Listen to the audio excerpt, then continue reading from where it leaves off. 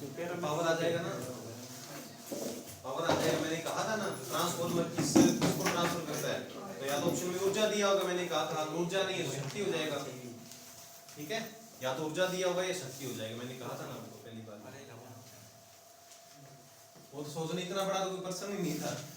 मैंने तो पैरामीटर क्या बताया, पैरामीटर पैरामीटर का मतलब होता है मान, पैरामीटर मतलब मान, किस मान को वो ट्रांसफर करता है। तो ट्रांसफार्मर ने कहा था शक्ति का, या तो ऑप्शन में ऊर्जा दिया होगा या शक्ति दिया होगा, ठीक है। चलो देखो आज की क्लास में अपने सीखते हैं, सबसे पहले टॉपिक लेते हैं अपने ट्रांसफार्मर के भाग, ठीक है, ट्रांसफार्मर के मुख्य भाग। हेडिंग लगा लो आज की, ट्रांसफार्मर के मुख्य भाग।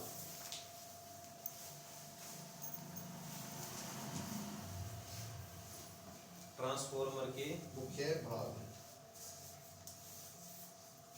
लगा ली हेडिंग। अब सुन लो, देखो अगर आपने कहीं प्रैक्टिकली ट्रांसफार्मर नहीं देखा है ना तो थोड़ी सी दिक्कत आ सकती है आपको।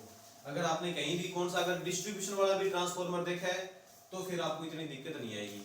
क्या होता है ट्रांसफार्मर, जैसे ये कोई ट्रांसफार्मर है, यहां से इस प्रकार से ऐसा कोई सिस्टम होता है, ठीक है ना, अब थोड़ा समझना। और यहाँ इसके ऊपर यहाँ लगी होती है ब्रेकर। ट्रांसफार्मर का पहला भाग करते हैं अपने, आप नाम लिख लो एक बार, ट्रांसफार्मर का पहले भाग का नाम लिख लो आप, मुख्य टैंक। मुख्य टैंक, मेन टैंक। ट्रांसफार्मर का पहला पार्ट है मेन टैंक, ठीक है, पहला पार्ट जो है वो है मेन टैंक। लिख लिया? मेन टैंक देखो कौन सा होता है, ट्रांसफार्मर कौन सा भी है, चाहे पावर का ट्रांसफार्मर है चाहे डिस्ट्रीब्यूशन का ट्रांसफार्मर है, उसमें क्या होता है, एक मेन टैंक होता है, ठीक है। टैंक वैसे दो भी हो सकते हैं, तीन भी हो सकते हैं। पावर के ट्रांसफार्मर होते हैं उसमें 3-4 टैंक होते हैं, लेकिन उसमें से एक कौन सा टैंक होता है, मुख्य टैंक। मुख्य टैंक का मतलब ये होता है कि एक ऐसा टैंक जिसके अंदर प्राइमरी वाइंडिंग, सेकेंडरी वाइंडिंग, क्रोड और ऑयल भरा होता है। अब अभी थोड़ी देर बाद में सीखेंगे भी इसमें ऑयल क्यों भरा जाता है, लेकिन एक ऐसा टैंक जिसके अंदर कौन सी वाइंडिंग, प्राइमरी, सेकेंडरी, क्रोड और ऑयल सारा भरा होता है, वो कौन सा टैंक कहलाता है, मुख्य टैंक। जैसे इस ट्रांसफार्मर के अंदर ये यहाँ पर मुख्य टैंक होता है, ठीक है। सामान्य सी बात है, इतना कोई मुश्किल है नहीं, तो लिख लो वह टैंक जिसमें प्राइमरी वाइंडिंग P.W, वह टैंक जिसमें P.W, S.W वह ऑयल भरा रहता है, वह ऑयल भरा रहता है,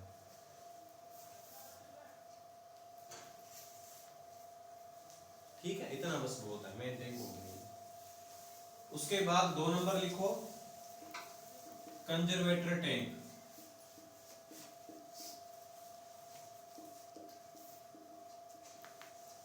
कंजर्वेटर टैंक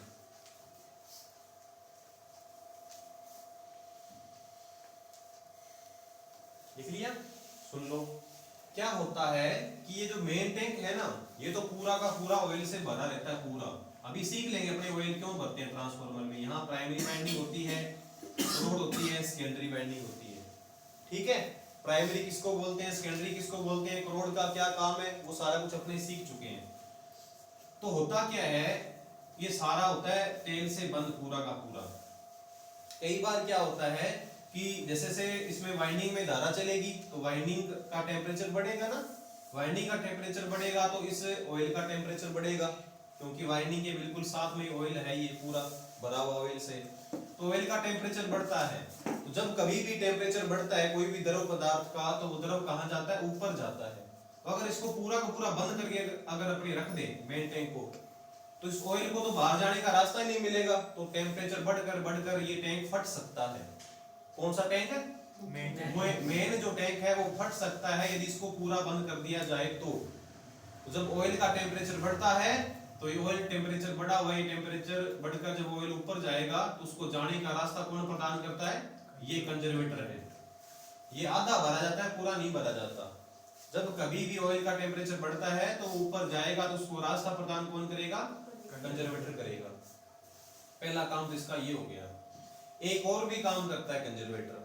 एक काम ये करता है कि सामान्य अवस्था में क्या होता है कि धीरे धीरे यहाँ पर क्या होते हैं, जैसे नट बोल्ट कसे होते हैं बहुत सारे, ठीक है, उनमें क्या होता है धीरे धीरे तेल का रिसाव होता रहता है।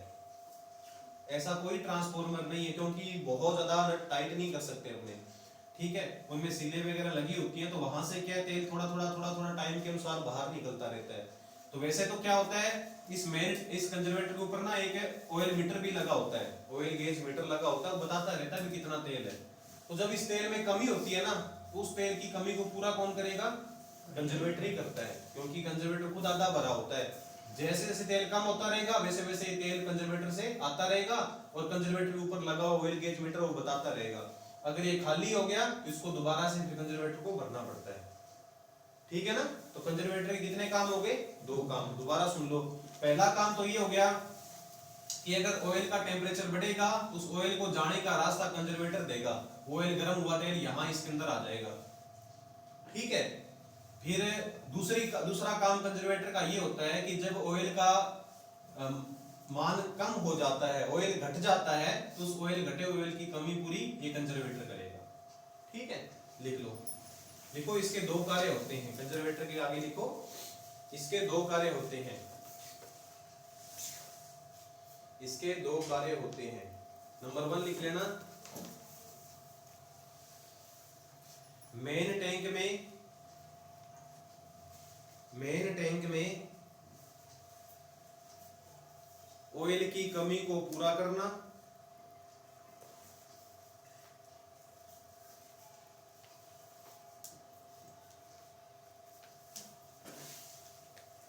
ठीक है। और नंबर 2 लिख लो, जब मेन टैंक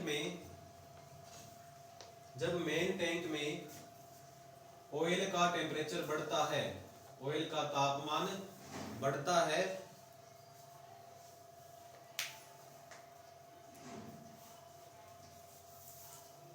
तो ऑयल को जाने का रास्ता कंजर्वेटर प्रदान करता है,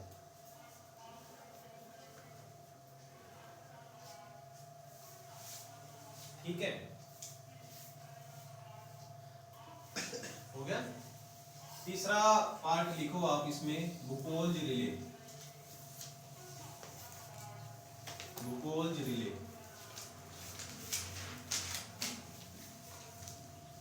नंबर 3 है ट्रांसफॉर्मर का जो पार्ट, बुकोल्ज रिले। हो गया सर। बुकोल्ज रिले होता है, बुकोल्ज होता है। बुकोल्ज, बुकोल्ज, हाँ बुकोल्ज रिले, ठीक है। बुकोल्ज रिले, देखो क्या होता है, अपने ये पढ़ा भी कि जब कभी भी इस ऑयल का, मेन टैंक के ऑयल का टेम्परेचर गर्म होगा तो ये ऑयल कहां जाएगा? कंजर्वेटर की तरफ जाएगा, और बहुत तेज गति से दौड़ता है ये तेल। जब टेम्परेचर बढ़ जाता है ना, तब तेल ये बहुत तेज गति से दौड़ता है। तो ऐसा काम कभी भी होना नहीं चाहिए। देखो एक्चुअल में होता क्या है कि जैसे ये ट्रांसफॉर्मर की वाइंडिंग है, तेल का टेम्परेचर पहली बात बढ़ा, क्यों बढ़ा टेम्परेचर तो तब बढ़ेगा जब इन वाइंडिंग का टेम्परेचर बढ़ेगा, है ना। जब इन वाइंडिंग का टेम्परेचर बढ़ता है, यानी लोड बढ़ गया या अंदर कोई शॉर्ट सर्किट हो गया, उसके कारण इनका टेम्परेचर बढ़ा, वाइंडिंग का टेम्परेचर बढ़ा, तो उसके साथ में ऑयल है पूरा का पूरा भरा हुआ, ऑयल का भी बढ़ गया। तो वैसे तो क्या होता है, ट्रांसफॉर्मर के अंदर टेम्परेचर रिले लगी होती है, ठीक है। जब कभी भी इस वाइंडिंग का टेम्परेचर बढ़ता है ना, तो सर्किट ब्रेकर जिससे भी इस ट्रांसफॉर्मर को सप्लाई मिल रही होगी, वो टेम्परेचर रिले उस सर्किट ब्रेकर को बंद करवा देती है। अगर बंद ना करवाए तो फिर क्या होगा, ये तेल कहां भागेगा? कंजर्वेटर की तरफ भागेगा ना, ऐसे कंजर्वेटर की तरफ दौड़ेगा। और कंजर्वेटर कोई बहुत बड़ा टैंक नहीं होता, इससे तो बहुत ही छोटा होता है कंजर्वेटर। अगर सारा का सारा तेल इधर आने का प्रयास करेगा तो कंजर्वेटर तो फूट सकता है ना। तो उस चीज से बचाने के लिए कंजर्वेटर और मेन टैंक के बीच में एक क्या लगाई जाती है? बुकोल्ज रिले। क्या लगाई जाती है? बुकोल्ज रिले। आप समझना बुकोल्ज रिले कुछ ऐसा होता है, ठीक है, इसमें से तेल जाने का रास्ता है, ये कोई खुद पूरा बंद नहीं होता, यहाँ से तेल जाता रहता है ऐसे, ये बुकोल्ज रिले है। इसमें क्या होता है, दो स्विच होते हैं मरकरी के बने हुए। किसके बने हुए? मरकरी के बने हुए। मरकरी को हिंदी में क्या बोलते हैं अपने? पारा। पारे के बने हुए दो स्विच बने होते हैं, ठीक है, आप समझना थोड़ा सा ध्यान से। दो स्विच बने होते हैं ऐसे, इस प्रकार से, ठीक है, आप समझ लो कैसे भी। ये दो स्विच है और इन पर क्या है, यहाँ पे इसको कॉइल होती है, यहाँ पे उस कॉइल को सप्लाई दी जाती है, कौन सी? डीसी। कौन सी दी जाती है सप्लाई इस कॉइल को? डीसी, यानी स्विच के द्वारा कंट्रोल होती है सप्लाई। यहाँ पे ना मैं बताता हूँ, ऐसे समझना आप। ये कॉइल है,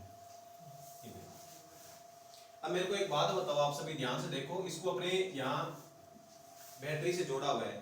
बुकोल्ज रिले के अंदर दो स्विच हैं, स्विच के से क्या जुड़ी हुई है? एक कॉइल जुड़ी हुई है, और कॉइल को अपनी सप्लाई कौन सी दी गई है? DC supply. आप एक बात देखो, क्या अब इसका सर्किट पूरा हो रहा है क्या? अभी आपको डायग्राम में क्या दिखाई दे रहा है? सर्किट पूरा हो रहा है? नहीं। तो कॉइल को सप्लाई मिल रही है क्या? नहीं मिल रही, डीसी सप्लाई है ना। लेकिन होता क्या है कि जब तेल ऐसे दो तेज गति से भागेगा और कंजर्वेटर की तरफ ऐसे जाने का प्रयास करेगा तो वो इस स्विच से टकराएगा। ये एक नंबर स्विच है, दो नंबर स्विच है।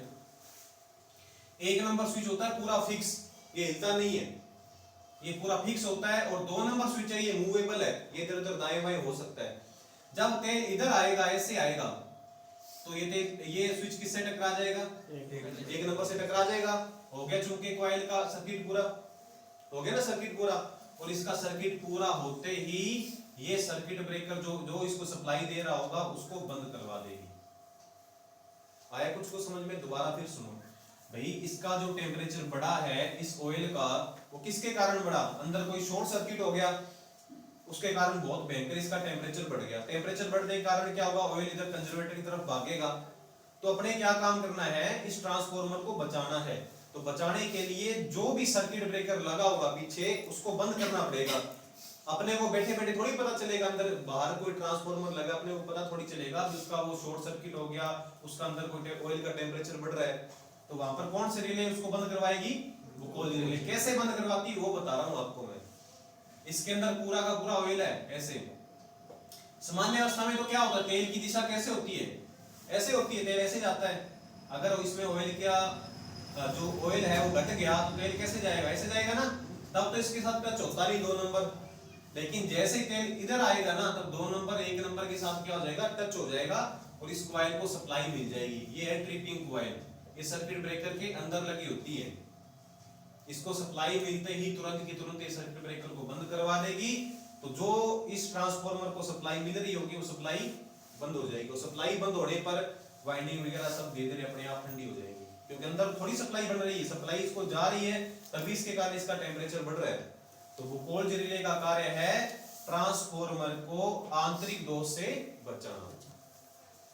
आ गया समझ में? मरकरी के दो क्या लगे होते हैं? स्विच लगे होते हैं। और कई बार ऐसा प्रश्न आ जाता है कि बुकोल्ज रिले किस सिद्धांत पर काम करती है? तो ऊष्मीय सिद्धांत पर। जब कभी भी ऊष्मा का मान बढ़ता है तो फिर तेल इधर तेज गति से भागता है, और ये दो नंबर स्विच एक नंबर से टकरा जाता है और इसे चिपका रहता है। सर्किट पूरा हो गया, और एक बार भी अगर चिपक गया ना, एक बार भी अगर कॉइल को सप्लाई मिल गई तो तुरंत की तुरंत कॉइल ब्रेकर को क्या करवा देगी? ट्रिप करवा देगी, बंद करवा देगी। तो हमारा जो ट्रांसफार्मर है वो सुरक्षित रह जाएगा। ठीक है, तो ये तो बहुत रेयर चांस है, उससे पहले ब्रेकर बंद हो जाते हैं। तो लिखो बुकोल्ज रिले के बारे में एक ऐसा डायग्राम सा बना लेना आप। ठीक है, ये ट्रिपिंग कॉइल है, टीसी माने ट्रिपिंग कॉइल है। इसको बैटरी से या कहीं से भी डीसी सप्लाई दी जाती है इस कॉइल को। ठीक है, ये मरकरी के बने हुए दो स्विच आप लिख सकते हो, मरकरी के बने स्विच।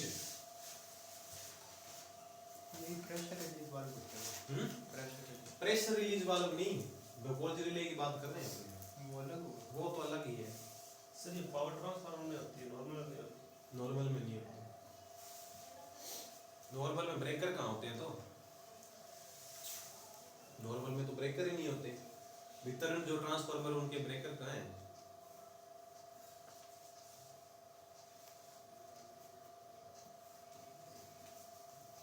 ये अलग से बना लेना, ठीक है ना, ये बुकोल्ज रिले का सर्किट, ताकि थोड़ा याद रहे। और लिख लेना, एक नंबर फिक्स्ड है, 2 नंबर मूवेबल है, घूम सकता है इधर उधर, जैसे तेल जाएगा उसी दिशा में हो जाएगा 2 नंबर।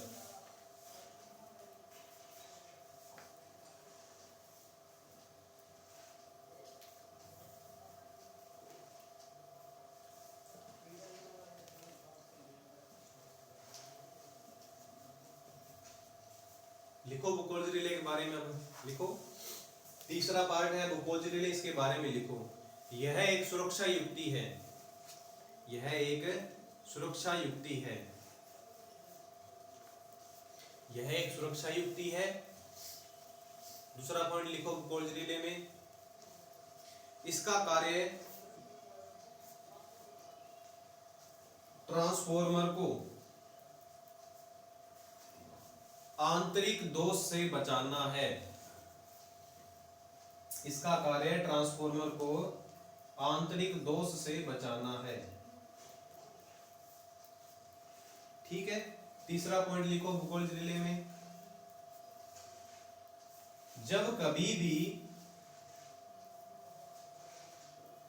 ट्रांसफॉर्मर ऑयल, T/F लिख लेना है ना, जब कभी भी ट्रांसफॉर्मर ऑयल का तापमान बढ़ता है,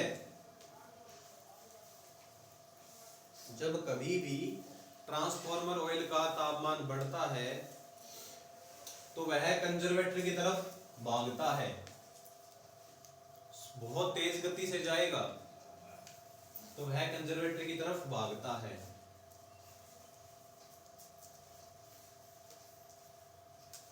नेक्स्ट पॉइंट लिख लो बुकोल्ज रिले में, ऐसे लिखो, बुकोल्ज रिले में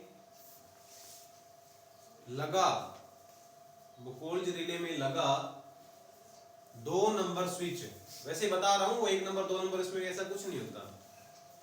बुकोल्ज रिले में लगा 2 नंबर स्विच 1 नंबर से टकरा जाएगा, 1 नंबर से टकरा जाएगा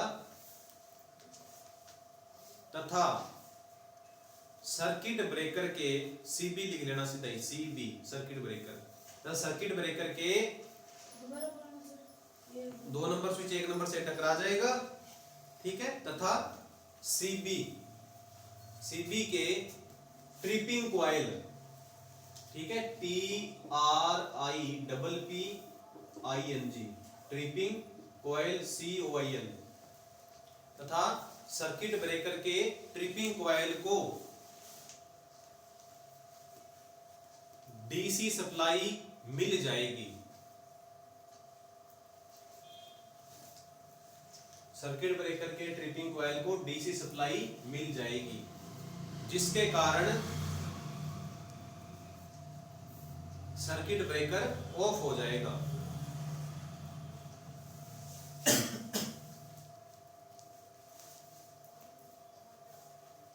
नेक्स्ट पॉइंट लिखो,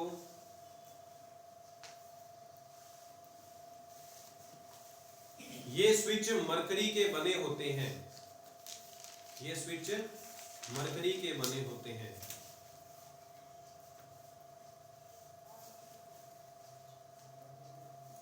नेक्स्ट पॉइंट लिखो, मरकरी चालक है ना, सभी को पता है। नेक्स्ट पॉइंट लिखो, बुकोल्ज रिले ऊष्मीय सिद्धांत पर काम करती है, बुकोल्ज रिले ऊष्मीय सिद्धांत पर काम करती है।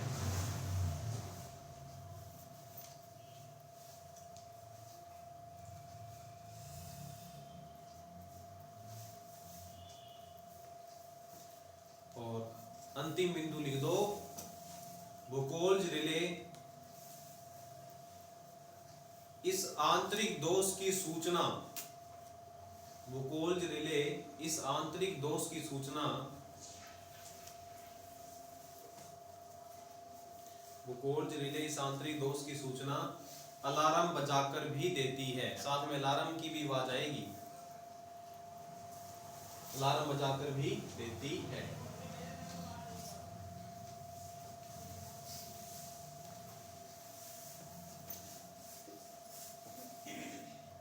ठीक है, नेक्स्ट लिखो,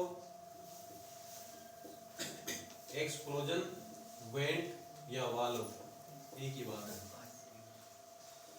एक्सप्लोजन वेंट या वाल्व। इंग्लिश में ऐसा लिखना, एक्सप्लोजन वेंट। नॉर्मली क्या होता है मैं बता देता हूं थोड़ा।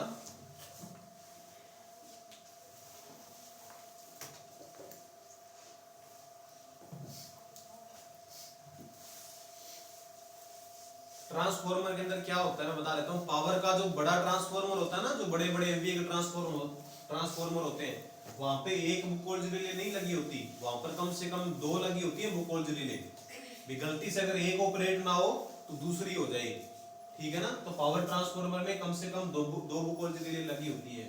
उसके बीच में ही कहीं लगा होता है एक्सप्लोजन वेंट। इस मेन टैंक और कंजर्वेटर के बीच में क्या लगा होगा, एक्सप्लोजन वेंट। जब तेल इधर से इधर भागेगा ना, तो उस तेल को, ये वेंट का मतलब हो गया वाल्व एक प्रकार का, जो कि खुल जाएगा और खुलकर जो तेल है वो ऐसे बाहर निकल जाएगा ऐसे, ठीक है ना। तो ये भी लगा होता है, तो ये थोड़ा सा आप लिख लो। कुछ नहीं है, बस यहाँ पे एक वाल्व लगा है, जब तेल इधर तेज गति से भागेगा ना तो ये वाल्व खुल जाएगा, वाल्व खुल के ये तेल जो है वो बाहर निकल जाएगा, ठीक है, लिख लो।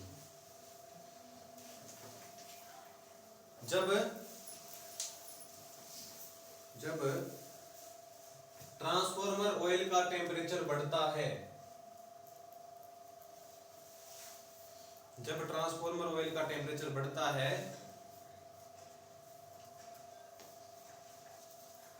तो मेन टैंक व कंजर्वेटर के मध्य, तो मेन टैंक व कंजर्वेटर के मध्य लगा एक्सप्लोजन वाल्व खुलकर तेल को बाहर निकाल देता है, खुलकर तेल को बाहर निकाल देता है। पीआरवी से कहते हैं। हाँ, प्रेशर रिलीज वाल्व, इसी को तो नहीं कहते, मतलब पीआरवी का भी काम वही होता है। एक्सप्लोजन वेंट भी छोटे जो ट्रांसफार्मर होते हैं ना डिस्ट्रीब्यूशन, उसमें लगा होता है। पीआरवी बड़े पावर ट्रांसफार्मर में लगा होता है, ठीक है। काम दोनों का सेम है, लिख लो। चलो 5वां पॉइंट पीआरवी लिख लो, 5वां लिख लेना पीआरवी, ठीक है। Pressure release valve, full form लिख लेना पहले तो, पीआरवी। नेक्स्ट 5वां लिख लेना PRV, pressure release valve, pressure release valve, ठीक है, प्रेशर रिलीज वाल्व। इसमें लिख लेना, इसका भी वही कार्य है जो एक्सप्लोजन वेंट का है। सीधी एक ही लाइन लिख लो, इसका भी वही कार्य है जो एक्सप्लोजन वेंट का है।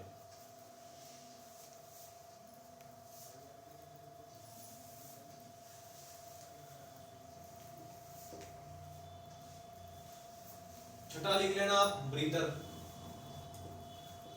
ब्रीदर तो इंग्लिश में वाला नाम है, तो आप हिंदी वाला लिखना चाहो तो हिंदी में लिख लो पहले, श्वासक, और इंग्लिश में लिख लेना ब्रीदर, BREATHER, ब्रीदर, श्वासक, ब्रीदर।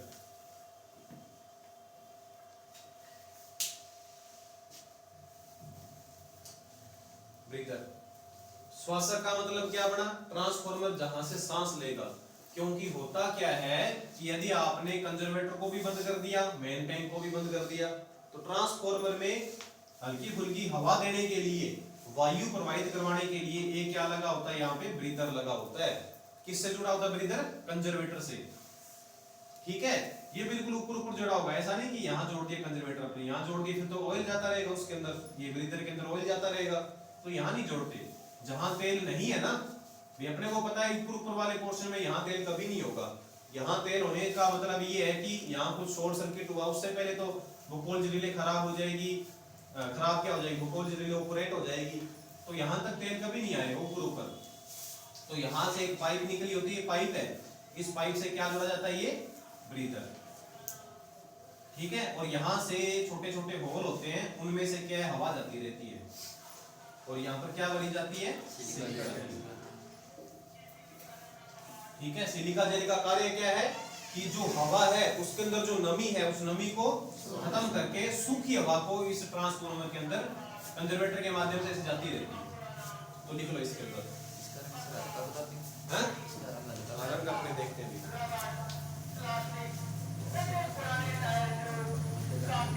लिखो ब्रीदर के अंदर लिखो, यह ट्रांसफॉर्मर में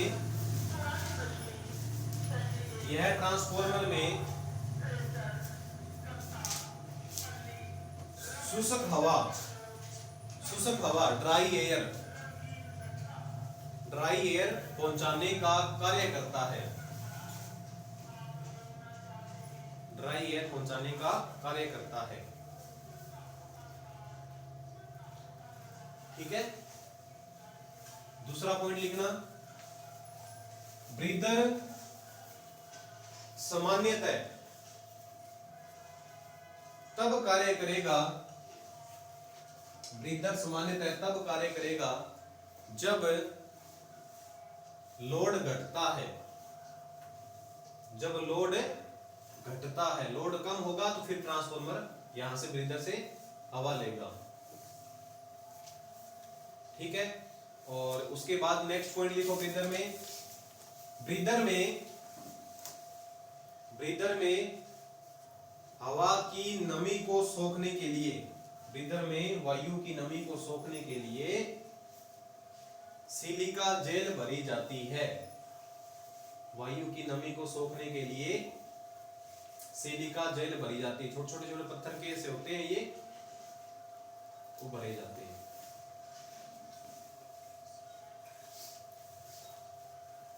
ठीक है। अब थोड़ा ये लिख लेना, ये डाउटफुल ही है लेकिन फिर भी अपने कोशिश करते हैं भी। ऐसे लिख लेना, नमी रहित।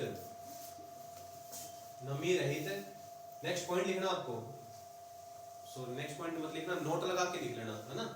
नोट लगा के लिख लेना, नमी रहित या शुष्क सिलिका जेल का रंग। नमी रहित या शुष्क सिलिका जेल का रंग। ठीक है। इसको नीला कर लेना आप, ब्लू। ठीक है। फिर लिख लेना नेक्स्ट पॉइंट, नमी युक्त या खराब सिलिका जेल। यानी जब इसमें नमी बहुत ज्यादा आ जाएगी तो सिलिका जेल खराब हो जाएगी। तो नमी युक्त या खराब सिलिका जेल का रंग हल्का गुलाबी या सफेद।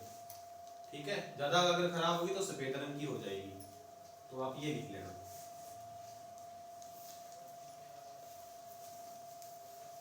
और इसके अलावा ट्रांसफॉर्मर में नेक्स्ट पार्ट लिखो आप। कितने पार्ट बोले ट्रांसफॉर्मर के? 6। 7वां लिखो आप, बुशिंग। Transformer bushing.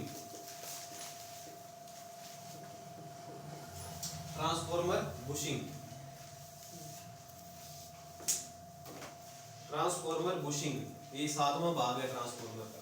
बुशिंग क्या होता है? इधर देखो सभी, बुशिंग क्या होता है? इन वाइंडिंग को सप्लाई देनी है, अपने प्राइमरी वाइंडिंग को सप्लाई देनी है, सेकेंडरी से सप्लाई लेनी है। तो सप्लाई देने और सप्लाई लेने के लिए यहाँ पर पोर्सलिन की बुशिंग लगाई जाती है। यहाँ पे ना ऐसे आपने देखी होगी बुशिंग, है ना। यहाँ पे बुशिंग लगाई जाती है। 3 फेज के मान लो अगर ट्रांसफॉर्मर है तो 3 प्राइमरी की होगी और 3 ही सेकेंडरी की होगी। वो डिपेंड करेगा भी स्टार है डेल्टा है उसके हिसाब से। स्टार है तो 4 प्राइमरी और सेकेंडरी भी स्टार क्रम में तो 4 ही बुशिंग सेकेंडरी में होगी। तो बुशिंग क्या है? बुशिंग के माध्यम से ट्रांसफॉर्मर की प्राइमरी वाइंडिंग को सप्लाई दी जाती है। ऐसा थोड़ी है कि अपनी सीधी तार लाकर इस ट्रांसफॉर्मर की बॉडी से थोड़ी टच करवा देंगे या तार इसके अंदर डाल देंगे इस ऑयल के अंदर। तो बुशिंग के माध्यम से सप्लाई दी जाती है सर प्राइमरी वाइंडिंग को, और सप्लाई ली भी जाती है तो वो भी बुशिंग के माध्यम से।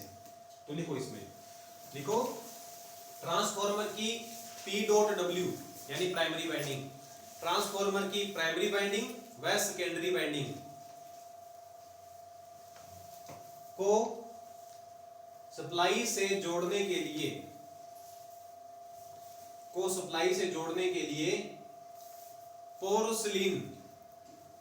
पोर्सलिन धातु है, ब्रैकेट में लिख लेना चीनी मिट्टी।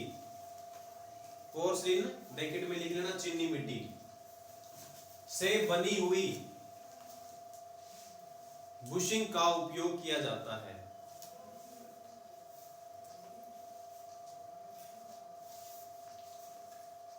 बुशिंग का उपयोग किया जाता है।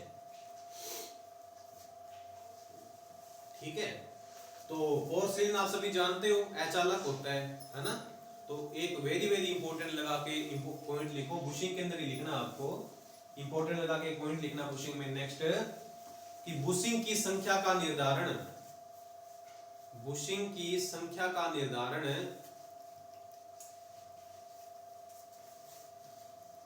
वोल्टेज के आधार पर किया जाता है। बुशिंग की संख्या का निर्धारण वोल्टेज के आधार पर किया जाता है। बुशिंग की संख्या का निर्धारण वोल्टेज के आधार पर किया जाता है। प्रश्न जरूर आ सकता है ऐसा, ठीक है ना। बुशिंग की संख्या का निर्धारण वोल्टेज के आधार पर किया जाता है। इसका मतलब ये बनता है कि कई बार तो बुशिंग बहुत बड़ी होती है, ऐसे ना पोर्सिलिन की डिस्क ऐसी बहुत सारी होती है, और कई बार आप देखोगे तो बुशिंग की संख्या 1 2 3 ही होती है, मान लो 2 3 होती है, और कई बार 15 20 होती है। तो 15 20 है, इसका मतलब ये बन रहा है यहाँ पर वोल्टेज क्या है, ज्यादा, और जहां बुशिंग की संख्या कम है वहां वोल्टेज भी कम है। तो आप बुशिंग की संख्या को देख के पता लगा सकते हो कि कहां वोल्टेज ज्यादा और कहां वोल्टेज कम है, ठीक है ना। तो मैं ये कहना चाह रहा हूं आपको। उसके बाद अगर लिखना चाहो तो एक पॉइंट आप लिख लो, वैसे तो अपने उसको बाद में भी लिखेंगे, लेकिन यहां भी लिख लो आप। ये थोड़ा सा अलग पॉइंट है, तो नोट लगा के एक लाइन लिख लेना, नोट लगा के एक लाइन लिख लो कि एचटी टावरों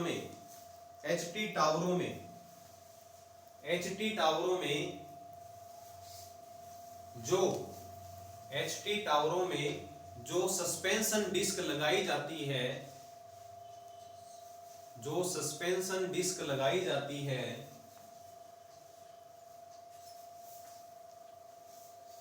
वह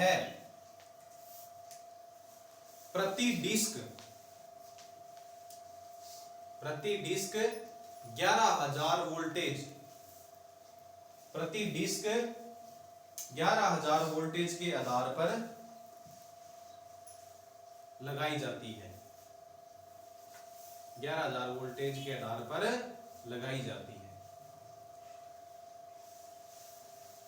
जैसे टावरों पर बड़े बड़े जो पावर की जो लाइनें होती है ना, जो हाई वोल्टेज वाली लाइनें होती है, वहां पर डिस्कें आपने देखी होंगी, इस प्रकार की डिस्कें होती है यहाँ पर बहुत सारी, और उसके नीचे से ऐसे वायर गुजरता है ना। तो ये जो डिस्कें लगी है ना, ये एक डिस्क कितने केवी पर लगती है, 11 केवी, यानी 11,000 पर। जैसे 132 केवी की लाइन है तो वहां पर जैसे 12 डिस्कें लगनी चाहिए। तो ये इलेक्ट्रिकल का एक नियम भी कहता है ऐसा। तो ये ट्रांसफार्मर के कितने पार्ट हो गए, 7 हो गए ना। 8वां पार्ट लिखो, नेक्स्ट 8वां पार्ट लिखो,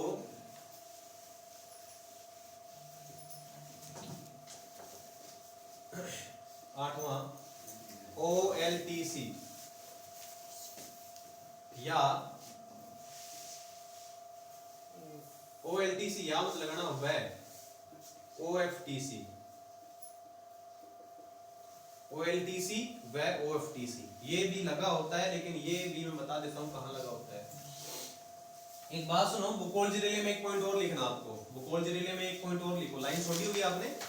बुकोल्ज रिले में एक पॉइंट लिखो कि यह, ऐसे लिखना बुकोल्ज रिले में, यह पावर ट्रांसफार्मर में लगाई जाती है, यह पावर ट्रांसफार्मर में लगाई जाती है। छोटे जो ट्रांसफार्मर होते हैं उनमें नहीं लगाई जाती बुकोल्ज रिले, कहां लगाई जाती है, पावर ट्रांसफार्मर में।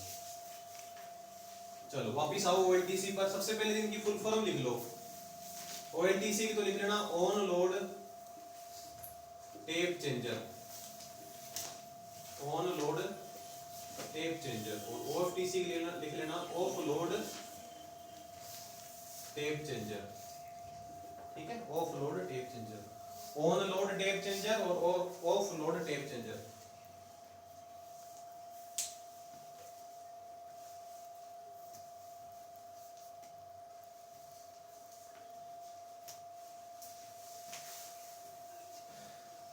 अब ध्यान से सुनो क्या चीज है, देखो क्या है, ये एक ट्रांसफार्मर है जो कि क्या काम कर रहा है, मान लो 11,000 वोल्टेज को, ऐसे बता रहा हूं, 11,000 वोल्टेज को मान लो चेंज कर रहा है 400 वोल्ट में। कितनी वोल्टेज को कितनी वोल्टेज में चेंज कर रहा है? 11,000 को 400, यानी स्टेप डाउन प्रकार का ट्रांसफॉर्मर है। ये एक ट्रांसफॉर्मर है जो 11,000 प्राइमरी में दी तो सेकेंडरी में कितनी मिल रही है? 400। लेकिन बहुत बार ऐसा होता है कि वोल्टेज अपने लोड ज्यादा लगा देते हैं ना, यहाँ सेकेंडरी में लोड ज्यादा लगा दिया तो वोल्टेज 400 आनी चाहिए थी, तो वो मान लो 310 आ रही है, क्योंकि लोड इतना ज्यादा लगा रखा है कि वोल्टेज क्या हो गई? घट गई। वोल्टेज क्यों घट गई? क्योंकि लोड का जो प्रतिरोध है वो वोल्टेज को खुद ड्रॉप कर लेता है, तो वोल्टेज इतनी सारी घट गई। हमें कितनी चाहिए? 400। तो फिर क्या होता है, वोल्टेज को बढ़ाने के लिए, ये बढ़ाने के लिए भी होता है और घटाने के लिए भी, कई बार 400 की जगह 420 430 भी आने लग जाती है वोल्टेज, क्योंकि प्राइमरी में कई बार वोल्टेज बढ़ जाती है, प्राइमरी बढ़ गई तो सेकेंडरी में बढ़ जाती है, तो 420 430 आ गई।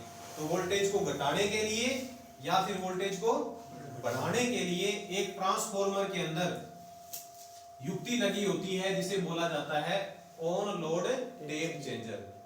ये क्या काम करता है? ट्रांसफॉर्मर की जो भी हाई वोल्टेज वाली वाइंडिंग होगी, कौन सी वाइंडिंग? हाई वोल्टेज वाली, वो प्राइमरी भी हो सकती है, वो सेकेंडरी भी हो सकती है। जैसे आप इसमें देखोगे इन दोनों में से हाई वोल्टेज वाली वाइंडिंग कौन सी है? ये 11,000 वाली है ना। अगर कोई स्टेप अप होता, मान लो वोल्टेज को बढ़ा रहा होता, तो उसकी जो सेकेंडरी है वो कौन सी होती? हाई वोल्टेज वाली होती। तो जो भी हाई वोल्टेज वाली वाइंडिंग है उससे ना, जैसे इसमें ये हाई वोल्टेज वाली वाइंडिंग मान लो प्राइमरी ये है, तो यहां से टेपिंग निकाले जाते हैं, इसे टेप निकालते हैं, ठीक है, और एक्स्ट्रा से वाइंडिंग और भी लगा देते हैं, यहां इसमें भी टेप होते हैं, टेपिंग निकाली जाती है। टेपिंग का मतलब कुछ ही नहीं है कि वाइंडिंग से ना ऐसे तारें निकाली गई है, वैसे तो कनेक्शन इसका बहुत ज्यादा मुश्किल है, लेकिन आप तो समझना, आपको तो ऐसे समझ लो यहां से वाइंडिंग से तारें निकाली गई है। अब वोल्टेज को घटाना है, मान लो वोल्टेज को क्या करना है? घटाना है, तो टेप को कम कर दो। कम करने का मतलब ये बना भी वाइंडिंग कम यूज में लो, तो कम यूज में लोगे तो वोल्टेज क्या बनेगी? कम होगी। अगर वोल्टेज को बढ़ाना है तो टेप को बढ़ा दो, टेप बढ़ा दी तो यानी कि ये एक्स्ट्रा वाइंडिंग और काम में आने लग जाएगी, तो वोल्टेज क्या हो जाएगी? बढ़ जाएगी, क्योंकि अगर टर्मिनलों की संख्या बढ़ जाएगी तो वोल्टेज भी बढ़ जाएगी। तो वोल्टेज को घटाने या बढ़ाने के लिए ये OLTC लगा होता है। आज के समय के अंदर प्रत्येक पावर ट्रांसफार्मर में ये लगा होता है OLTC। पूरी फुल फॉर्म क्या है? On load tap changer. On load का मतलब है कि आपने सेकेंडरी से कोई लोड लगा रखा है ना, तो उस लोड को ऑफ नहीं करना। पहले क्या होता था, अब तो ये होता ही नहीं है, पहले लगा होता था ट्रांसफार्मर में OFTC। वो क्या काम करना पड़ता था, उसके लिए पहले लोड को बंद करना पड़ता था। जैसे कोई भी लोड है ना, उसको बंद करो पहले, फिर वोल्टेज को घटाना या बढ़ाना है ना, वो करके दोबारा से लोड को लगाओ। तो ये तो थोड़ा सा मुश्किल काम हो गया, पहले लोड को ऑफ किया, फिर वोल्टेज को घटाया या बढ़ाया, जो भी करना था वो करके उसके बाद दोबारा लोड को लगाया। तो अब इस युक्ति को हटाकर क्या लगा दिया गया है? OLTC। ये ऑन लोड यानी लोड को हटाना नहीं है, लोड चलता रहेगा आपका, और वोल्टेज को आप घटा भी सकते हो और बढ़ा भी सकते हो। ये है OLTC। पूछा जाता है कि OLTC के अंदर या OLTC कौन सी वाइंडिंग पर लगा होता है, या टेप चेंजर कौन सी वाइंडिंग पर लगा होता है, तो क्या उत्तर दोगे? हाई वोल्टेज, क्योंकि हाई वोल्टेज वाली वाइंडिंग बड़ी होती है, उस वाइंडिंग से वोल्टेज को घटाना या बढ़ाना बहुत आसान है। ये आप LV पर लगाकर भी कर सकते हो, लेकिन LV पर वोल्टेज बढ़ाना बहुत मुश्किल हो जाएगा, इसलिए कौन से वाइंडिंग पर लगाते हैं? HV पर। लिख लो, लिखो, इनका कार्य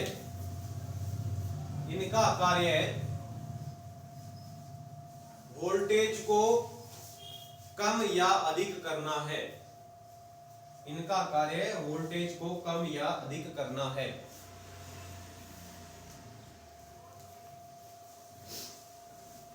आगे इंपॉर्टेंट लगा के पॉइंट लिख लेना।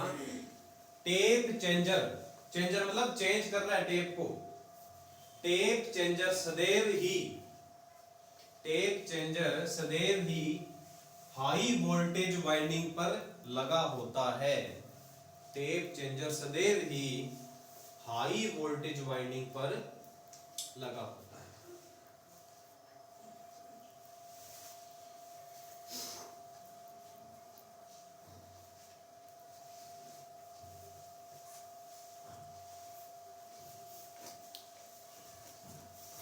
ठीक है।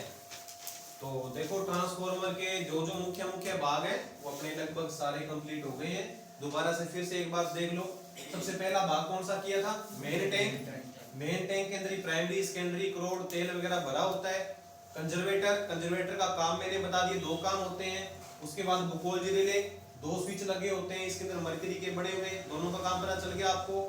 फिर ब्रीदर होता है, ब्रीदर के अंदर क्या भरी जाती है? सिलिका जेल भरी जाती है। ब्रीदर का काम सूखी हवा को ट्रांसफार्मर में पहुंचाना। फिर यहाँ पे बुशिंग लगी होती है, पोर्सलिन की बड़ी हुई। फिर ओएलटीसी ओएफटीसी लगा होता है और प्रेशर रिलीज वाला वगैरह भी लगे होते हैं। तो ये लगभग सारे ट्रांसफार्मर के अपने जो पार्ट थे मेन में वो सारे पढ़ लिए, ठीक है।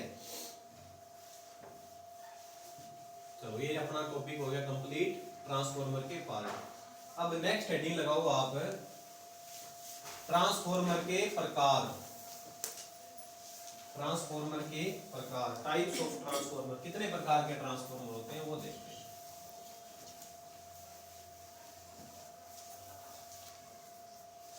5-6 लाइन छोड़ दिया करो जब भी कोई टॉपिक खत्म हो ना, तो इतनी 5-6 लाइनें छोड़ दिया करो, क्योंकि कई बार आपको खुद को भी बाद में कुछ याद चीज आती है, कहीं से देखते तो वहां लिख लिया करो। ट्रांसफार्मर के प्रकार, टाइप्स ऑफ ट्रांसफार्मर। सबसे पहला प्रकार लिखो आप, नंबर 1, वोल्टेज के आधार पर। वोल्टेज के आधार पर उसमें नंबर 1 लिखना स्टेप अप। स्टेप अप इसको हिंदी में बोलते हैं ऊंचाई। हिंदी वाला नाम तो मत याद करना, क्योंकि हिंदी में आप कंफ्यूज हो जाओगे। ऊंचाई और स्टेप डाउन को अपचाई बोलते हैं, तो इसको ये मत याद करना। आप याद करना स्टेप अप, ठीक है। देखो क्या होता है स्टेप अप, देख लिया सबने। स्टेप अप का मतलब नाम से समझ गए आप। स्टेप अप का मतलब एक ऐसा ट्रांसफार्मर जिसकी सेकेंडरी में वोल्टेज क्या होगी? प्राइमरी से ज्यादा होगी, वो स्टेप अप ट्रांसफार्मर है। यानी कि इधर देखना आप सभी, ईएस का मतलब होता है सेकेंडरी की वोल्टेज, वो प्राइमरी से क्या होगी? ज्यादा। तो ये सिंबल आ गया। ये ज्यादा का सिंबल यही होता है ना, जिसकी तरफ ये खुला सा होता है वो तो चीज होती है बड़ी, इसकी तरफ चौंस का सिंबल होता है वो होता है छोटा। तो बड़ा कौन सा इसमें से? ये सेकेंडरी वोल्टेज बड़ा है। फिर अपने इसको ऐसा भी लिख सकते हैं क्या? अपने को ये तो पता ही है कि जिस साइड वोल्टेज ज्यादा होती है उस साइड करंट क्या होती है? कम होती है। तो हमें इसको ऐसा लिख सकते हैं, आईएस और आईपी। तो इनमें से करंट किसकी कम होगी? करंट का सेकेंडरी कम होगी, प्राइमरी सेकेंडरी कम होगी। तो ये लो, ऐसा भी बोल सकते हैं। फिर और सुनो, इसको अपने ऐसा भी लिख सकते हैं, ईएस तो पढ़ा ही है, ये ईपी इसके बटा में ले आओ। बटा में ले आए, सिंबल का सिंबल जो सेम था वैसे को वैसे रख दो। यहाँ पर क्या बचा? एक बच गया। तो ये भी स्टेप अप ट्रांसफार्मर है। और प्रश्न आएगा, ये मेट्रो में अंदर आया हुआ प्रश्न है, निम्नलिखित में से स्टेप अप ट्रांसफार्मर कौन सा है? उसमें ऐसे सिंबल दिए हुए थे, तो कंफ्यूज नहीं होना। ईएस बटा ईपी। अगर आपको समझ में नहीं आ रहा ना अभी ये कैसे कर बटा में कैसे आगे मेरे को समझ में नहीं आ रहा, तो वजन गुणा कर दो आप। ईपी का गुणा किसके साथ में? इसके बटा में 1 मान लो। ईपी का गुणा किसके साथ में हो गया? 1 के साथ में। तो ईएस सिंबल का सिंबल सेम रखो, ईपी। फिर देखो दोनों में से बड़ा कौन सा है? ईएस बड़ा है, यानी सेकेंडरी वोल्टेज बड़ा है। तो कौन सा ट्रांसफार्मर हो गया? स्टेप अप हो गया। करंट के हिसाब से बढ़ाओ, आईएस आईपी क्या आ गया? बटा के अंदर सिंबल का सिंबल सेम रखो। यहाँ पर क्या बचा? इस आईएस को भी बटा में ले जा सकते हो। तो वो आपको देखना है, वजन गुणा करके देख लेना। अगर ऐसा सिंबल आ जाए ना ऐसे, तो वजन गुणा करके देख लेना कि कौन सी चीज बड़ी है और कौन सी छोटी है। फिर याद करना कि स्टेप अप में कौन सा बड़ा होता है और कौन सा छोटा होता है। तो ये लिख लो आप, परिभाषा लिखवाने की कोई जरूरत नहीं, सीधा आप ये लिखो, बस ये लिख लो सीधा, तो समझ में आ जाएगा भी वोल्टेज एक्चुअली में बढ़ा रहा है लेकिन सेकेंडरी की करंट को घटा रहा है। ये स्टेप अप ट्रांसफार्मर है। तो स्टेप अप भी ट्रांसफार्मर होते हैं।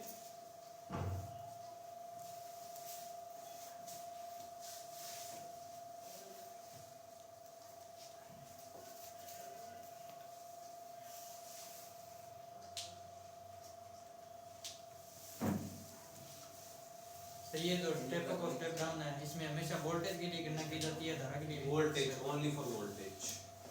अगर धारा के लिए है तो धारा का स्पेशल नाम दिया जाएगा current step up, current step down. ठीक गौरव कुमार, आगे समझ में। दूसरा पॉइंट लिखो स्टेप डाउन। सर जो घड़ियों में लगे होते हैं वो स्टेप डाउन होते हैं। वो स्टेप डाउन होते हैं, घड़ियों में जो लगे होते हैं।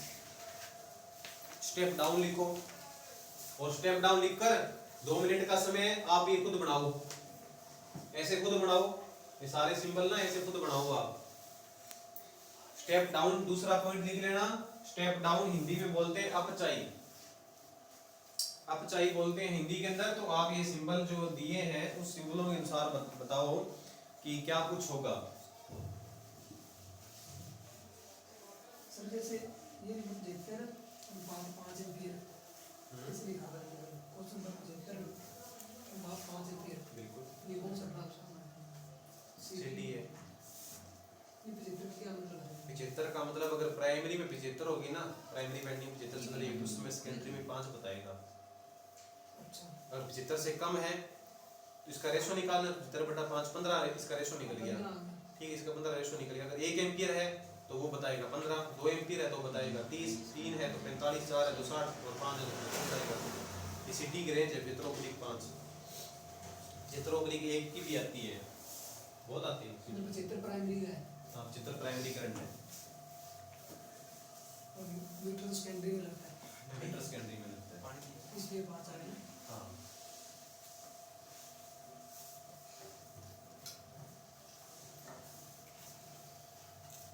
दूसरा स्टेप डाउन का बना लिया ना सबने, चलो बढ़िया है। दूसरा प्रकार लिखो, करोड़ की संरचना के आधार पर, करोड़ की संरचना के आधार पर, करोड़ की संरचना के आधार पर, यानी जिसमें कई प्रकार ट्रांसफॉर्मर होते हैं, उनमें अलग अलग प्रकार की करोड़ होती है। तो एक तो करोड़ होती है, आप लिख लो कोर टाइप, कोर टाइप की करोड़। कोर टाइप में ऐसे करोड़ होती है, ऐसे ना, एक साइड प्राइमरी होती है और दूसरी साइड सेकेंडरी होती है। ये कोर टाइप करोड़ है, ये चुंबकीय फ्लक्स है। ठीक है, तो इसमें कोई ज्यादा प्रश्न आने का मतलब है नहीं, ना कोई कुछ प्रश्न बनेगा। कुछ 1-2 बातें हैं वो थोड़ी याद कर लेना। ये कोर टाइप करोड़ है, एक साइड प्राइमरी होगी, दूसरी साइड सेकेंडरी होगी। इसमें आप ऐसे लिख लेना, नंबर 1, चुंबकीय फ्लक्स गुजरने का रास्ता बराबर A। ठीक है, क्योंकि चुंबकीय फ्लक्स यहां से प्राइमरी में दिया तो ये एक ही रास्ता है, सेकेंडरी तक जाने के लिए एक ही रास्ता है। दूसरा पॉइंट लिख लेना, लिंब की संख्या, लिंब की संख्या कितनी है? लिंब की संख्या बराबर 2।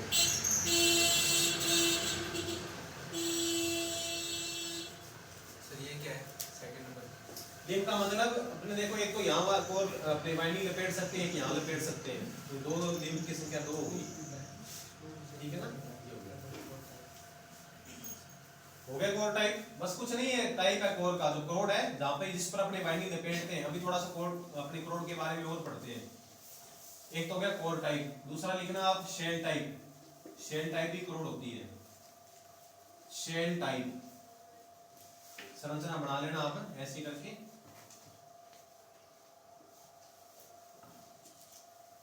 ये यही प्राइमरी होती है और यही सेकेंडरी होती है, ऐसे करके। ये शेल टाइप करोड़ है।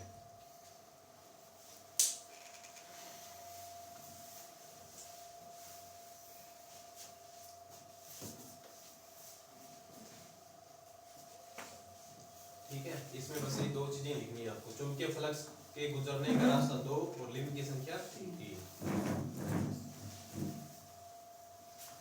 यानी चुंबकीय जो क्षेत्र है, चुंबकीय जो फ्लक्स है, वो 2 रास्तों से गुजर सकता है, यहां से भी जाएगा और यहां से भी जाएगा।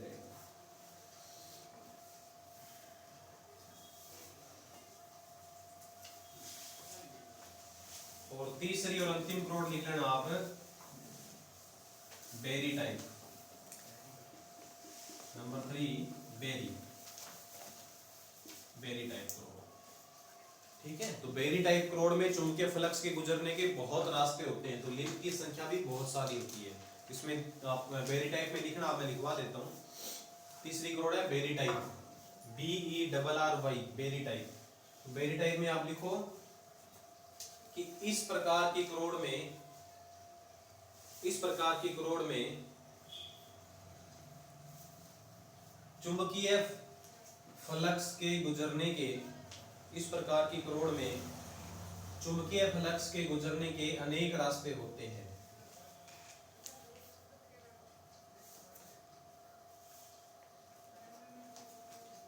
ठीक है,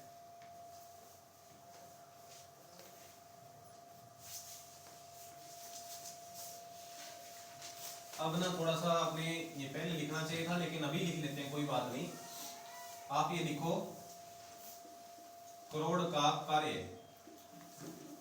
क्रोड काम क्या करती है? प्राइमरी वाइंडिंग का तो काम सबको पता है कि सप्लाई देने का, सप्लाई सोर्स वही दिया जाएगा। सेकेंडरी वाइंडिंग से हम सप्लाई लेंगे। क्रोड क्या काम करती है? क्रोड का क्या काम है? तो गुरप्रीत सिंह बता सकते हो क्या क्रोड का क्या काम होता है? क्रोड क्यों लगाते हैं अपने? सीधा प्राइमरी सेकेंडरी क्यों नहीं लपेटते सीधी? तो क्रोड क्या काम करती है?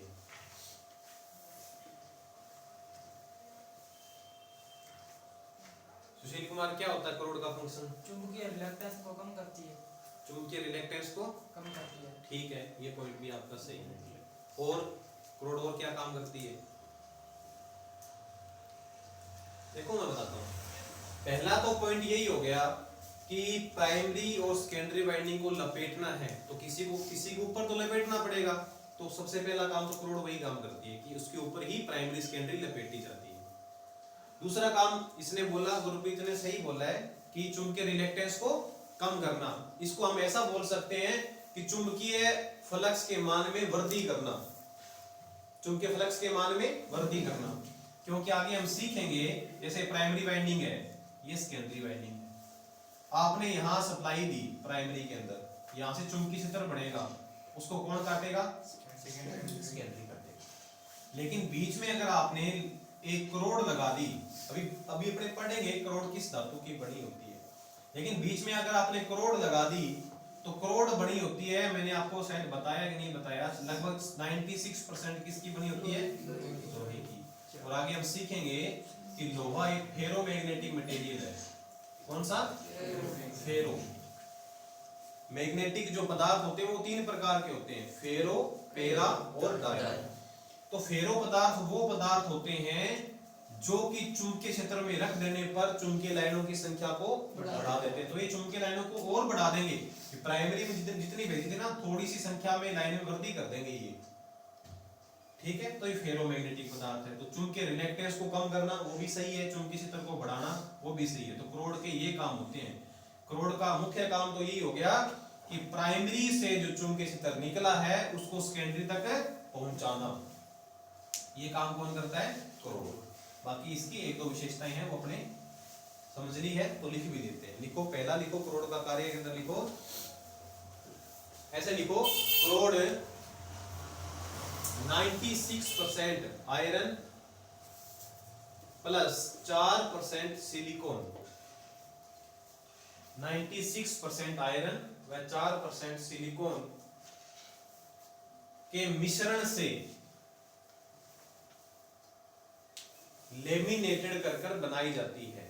लेमिनेटेड करके बनाई जाती है। पहला पॉइंट आपको ये लिखना है।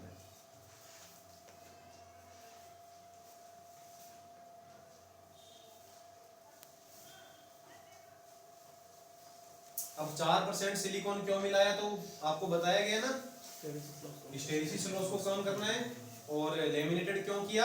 एडिकरेट लॉस को कम करना है। ठीक है, दूसरा पॉइंट लिखो, क्रोड का मुख्य कार्य है, क्रोड का मुख्य कार्य है प्राइमरी द्वारा स्थापित किए गए, क्रोड का मुख्य कार्य है प्राइमरी द्वारा स्थापित किए गए चुंबकीय क्षेत्र को, या चुंबकीय फ्लक्स भी लिख सकते हो, ठीक है ना, चुंबकीय फ्लक्स लिख देना आप, थोड़ा वो बेटर रहेगा। चुंबकीय फ्लक्स को सेकेंडरी तक पहुंचाना, सेकेंडरी तक पहुंचाना, ठीक है। बस ये लिख लो, इतना ही बहुत है रोड की बात।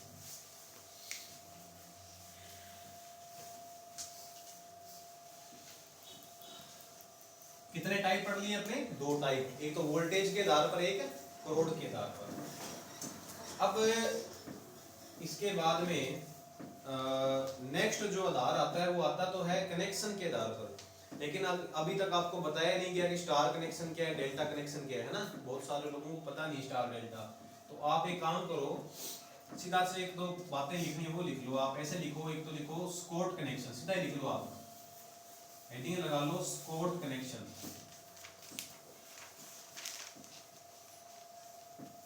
स्कॉट कनेक्शन या टीटी कनेक्शन, ठीक है। स्कॉट कनेक्शन या टीटी कनेक्शन, इसका एक डायग्राम बना लेना आप और उसके बाद इसको समझते हैं।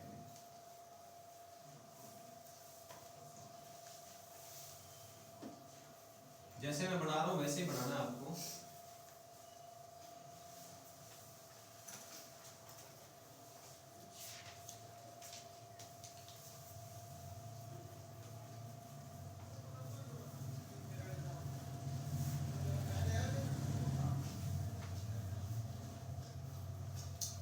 एक मिनट,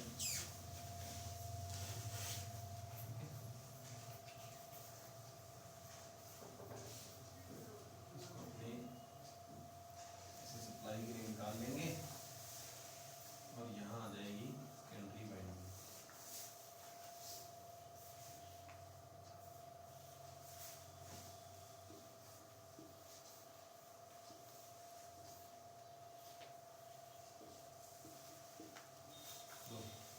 अब बना लो RYB। अभी समझाते हैं क्या सिस्टम है ये, और ऐसे करके ना ऐसे कर लेना, इसको ऐसे करना है और इसको ऐसे करना है, ठीक है। फिर यहाँ से न्यूट्रल, यहाँ लिख देना 2 3, यहाँ लिख देना 1 3। इतना सा बनाओ एक बार। और ये है Scott teacher transformer,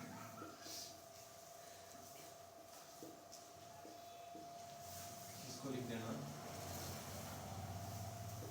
main transformer. बस इतना सा बनाओ एक बार, फिर अपने इसको समझते हैं क्या है ये सिस्टम।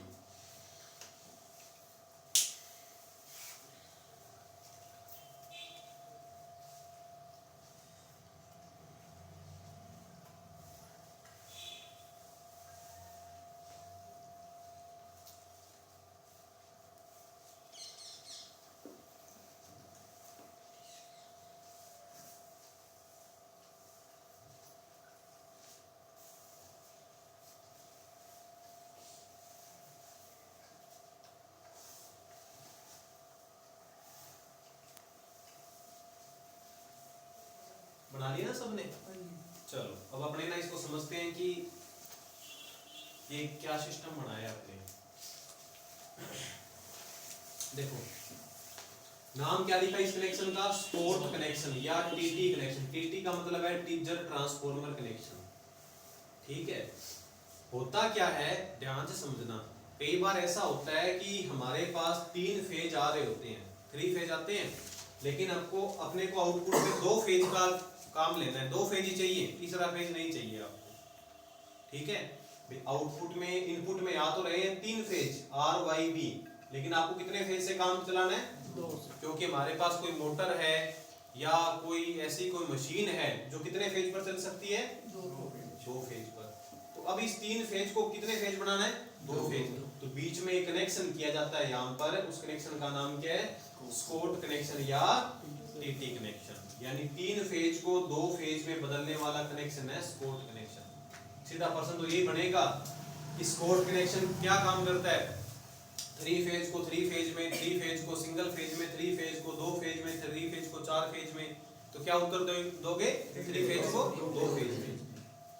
देखो होता क्या है, इसके अंदर 2 सिंगल फेज के ट्रांसफॉर्मर लिए जाते हैं, 2 सिंगल फेज के ट्रांसफॉर्मर, उनमें से एक तो होता है मेन और एक होता है टीचर। मेन ट्रांसफॉर्मर की जो प्राइमरी वाइंडिंग है, ये दी प्राइमरी, इसके बिल्कुल बीच में से मतलब इधर 50% टर्न इधर रह गया और 50% इधर रह गया, तो बिल्कुल बीच में से, एकदम मध्य में से एक पॉइंट निकालकर, एक टर्मिनल निकालकर टीचर ट्रांसफॉर्मर की प्राइमरी वाइंडिंग जोड़ी जाती है। ठीक है, फिर एक पॉइंट तो आपको याद करना है कि मेन ट्रांसफॉर्मर के कितने परसेंट टर्न पर? 50% टर्न पर टीचर की प्राइमरी वाइंडिंग जुड़ी होती है, याद कर लोगे। दूसरी बात, इसमें मान लो अगर 100 टर्न है, मेन ट्रांसफॉर्मर में कितने टर्न है? 100। तो यहाँ टीचर ट्रांसफॉर्मर की प्राइमरी वाइंडिंग में लगभग इसका √3 हिस्सा, यानी लगभग 86%, लगभग 86.6 बोल दो, एक ही बात है, लगभग 86 टर्न या 87 टर्न यहाँ पर होंगे टीचर की प्राइमरी में भी। अगर यहाँ पर 100 टर्न है ना मेन के अंदर, तो यहाँ पर कितने होंगे? 86। थोड़ी छोटी होगी ये वाइंडिंग। ठीक है, फिर यदि आपके पास न्यूट्रल भी आ रहा है, तो न्यूट्रल कनेक्शन लेने के लिए इसके टीचर ट्रांसफॉर्मर की जो प्राइमरी वाइंडिंग है, उसके 2/3 हिस्से से, या तो 2/3 बोल दो, या क्या बोल सकते हैं? 1/3, एक ही बात है, क्योंकि नीचे 1/3 रह जाएगा, तो 2/3 या 1/3 से एक तार निकाली जाती है, इसको न्यूट्रल किया जाता है। और आउटपुट में जो सेकेंडरी वाइंडिंग है दोनों ट्रांसफॉर्मर की, ये अपने को 2 फेज देंगे। ठीक है ना, इनमें से एक को तारों को जोड़कर और 2 तारें बाहर निकालकर 2 फेज का काम लिया जाता है। तो 3 फेज को 2 फेज में बदलने वाला कनेक्शन है स्पॉट कनेक्शन। देखो ऐसा हम नहीं कर सकते कि हमारे पास 3 फेज आ रहे थे तो हम एक फेज का यूज ही ना करें, 2 फेज को अपने इस मशीन से जोड़ दें सीधा ही, यानी एक फेज पर करंट का मान कितने कर दें? 0 कर दें। ऐसा नहीं कर सकते, क्योंकि इलेक्ट्रिकल नियम के खिलाफ है ये कि 3 फेज के अंदर आप 2 फेज का यूज कर रहे हो, एक फेज खाली पड़ा है। तो ये इलेक्ट्रिकल नियम किस लिए खिलाफ है? क्योंकि 3 फेज जहां से भी आ रहे होंगे उसमें क्या होगा, इन 2 फेजों पर तो लोड बढ़ जाएगा, उसके कारण 2 फेज वाली वाइंडिंग है वो खराब हो सकती है। तो ये बीच में कनेक्शन बनाया जाता है, कौन सा? Spot connection. उस कनेक्शन में क्या होता है, तीनों फेजों पर करंट का मान बराबर रहता है और आप 2 फेज वाली कोई भी मशीन है वो काम में ले सकते हो। और पूछा भी जाता है कि 2 फेज पर काम करने वाला कौन सा उपकरण है, तो 2 फेज पर सामान्यतः एक ही उपकरण काम करता है, वैद्युतिक भट्टियां। इलेक्ट्रिक फर्नेस होती है, विद्युतिक भट्टियां वो काम करती है कितने फेज पर? 2 फेज पर। तो वहां पर कौन सा कनेक्शन होगा? पूछा जाए कि इलेक्ट्रिक फर्नेस में कौन सा कनेक्शन किया जाता है या वहां पर कौन सा कनेक्शन होता है, तो क्या उत्तर दोगे? Spot connection. तो लिखो इसके बारे में, पहला पॉइंट लिखो, स्पीड से लिखना, कुछ काफी सारे पॉइंट है। सबसे पहला और इंपॉर्टेंट लगा के लिखो, इसका कार्य 3 फेज को 2 फेज में बदलना है, 3 फेज को 2 फेज में बदलना है। और अगर किसी को पता नहीं है तो इधर देख लो, फेज को फाई से दिखाते हैं। 3 फेज माने ये रहा, 2 फेज माने ये रहा, फाई से दिखाते हैं फेज को। 3 फेज को 2 फेज में बदलना है। नेक्स्ट पॉइंट लिखो, टीजर ट्रांसफॉर्मर की प्राइमरी वाइंडिंग, टीजर ट्रांसफॉर्मर की प्राइमरी वाइंडिंग का एक सिरा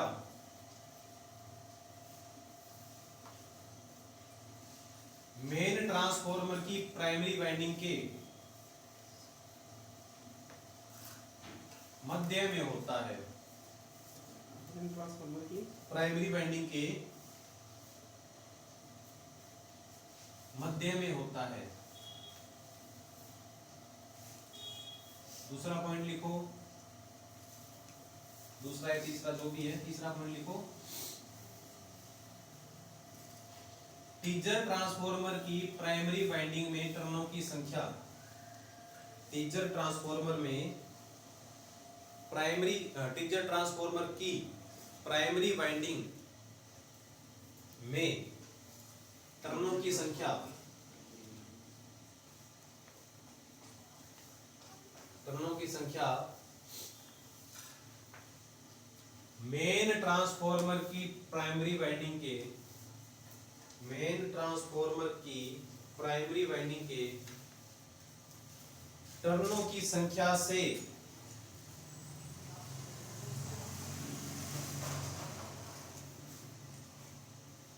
86.6% होती है। तो कई बार ऑप्शन में 86 दिया होता है, कई बार 87 दिया होता है, तो वो थोड़ा सा देख लेना, ठीक है। तीसरा पॉइंट लिखो, ये चौथा, न्यूट्रल बिंदु टीजर ट्रांसफॉर्मर की प्राइमरी वाइंडिंग के न्यूट्रल बिंदु टीजर ट्रांसफॉर्मर की प्राइमरी वाइंडिंग के 2/3 या लिख सकते हो 1/3, दोनों ही लिखना, 2/3 या 1/3 हिस्से से निकाला जाता है।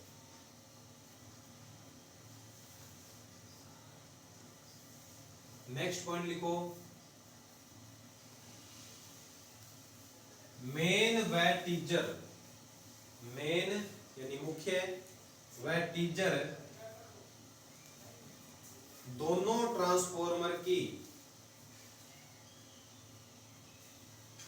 सेकेंडरी टर्नों की संख्या बराबर होती है।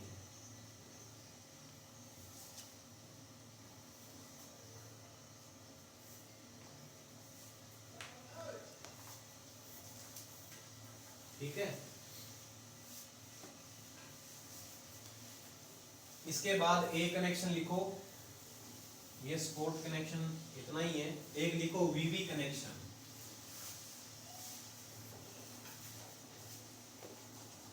वीवी कनेक्शन,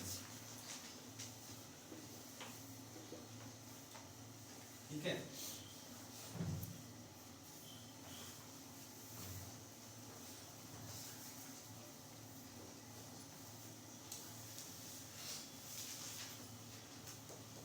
वीवी कनेक्शन,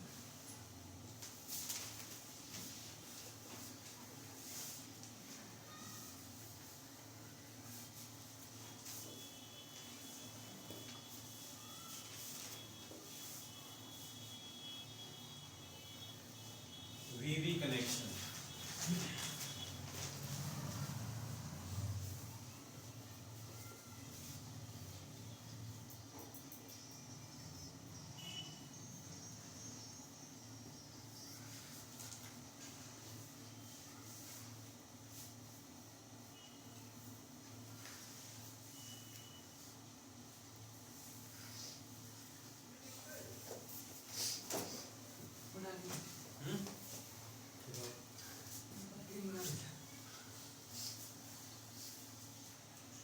देखो वीवी कनेक्शन इधर समझना। ये वाइंडिंग आपको वी शेप की दिखाई दे रही है ना, इस प्रकार से वी, यहाँ पर वीवी, इसलिए इस कनेक्शन का क्या नाम दिया गया, वीवी कनेक्शन। इसका जो मेन काम है, देखो मैंने कहा था कि अपने वोल्टेज को कम करना है तो टेप चेंजर लगाते हैं अपने, है ना। लेकिन वोल्टेज को कम करने के लिए अपने कनेक्शन भी बना सकते हैं। हमारे पास 3 फेज आ रहे थे, उनमें वोल्टेज मतलब लाइन वोल्टेज काफी ज्यादा थी, तो लाइन वोल्टेज को क्या करना है, कम। ओनली फॉर कम करने के लिए, बढ़ाने के लिए नहीं है ये। वोल्टेज को यदि आप कम करना चाहते हो तो एक ट्रांसफॉर्मर लेना पड़ता है, जिसका नाम क्या होगा, वीवी ट्रांसफॉर्मर बोल सकते हैं इसको। और उसमें कितनी वाइंडिंग होती है, केवल 2 वाइंडिंग होती है, 2 यहाँ और 2 यहाँ। आप जितनी वोल्टेज यहाँ दोगे उसका यहाँ वोल्टेज कितना परसेंट मिलेगा, 57.5 के आसपास, तो यानी कितना, लगभग 58%। ठीक है। तो पूछा जाता है वीवी कनेक्शन में आउटपुट वोल्टेज कितना प्रतिशत मिलती है, 58% मिलती है, या 58% को बोल सकते हो आप 100/√3। अब √3 कैसे आया, ये अपने आप को तभी समझ में आएगा जब लाइन वोल्टेज, फेज वोल्टेज आप सीखोगे ना, तब समझ में आएगा। तो इसके अंदर बस एक ही लाइन लिखनी है, ज्यादा कुछ आने का है नहीं इसमें। सिस्टम लिखो, पावर भी इतनी रह जाएगी, वोल्टेज कम होगी तो पावर भी इतनी ही कम हो जाएगी। देखो, आउटपुट वोल्टेज को घटाने के लिए, आउटपुट वोल्टेज को घटाने के लिए वीवी कनेक्शन का उपयोग किया जाता है। आउटपुट वोल्टेज को घटाने के लिए वीवी कनेक्शन का उपयोग किया जाता है।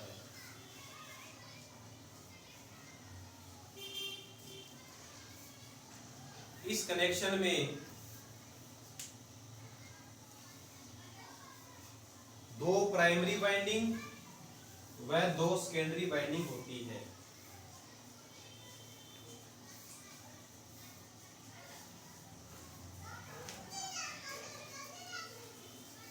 और तीसरा पॉइंट लिख लेना,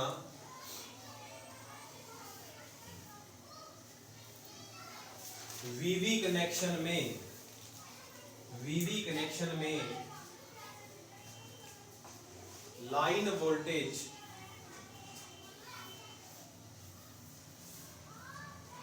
व आउटपुट पावर, लाइन वोल्टेज व आउटपुट पावर दोनों ही बता रहा हूं, लाइन वोल्टेज व आउटपुट पावर लगभग 57.5% मिलती है।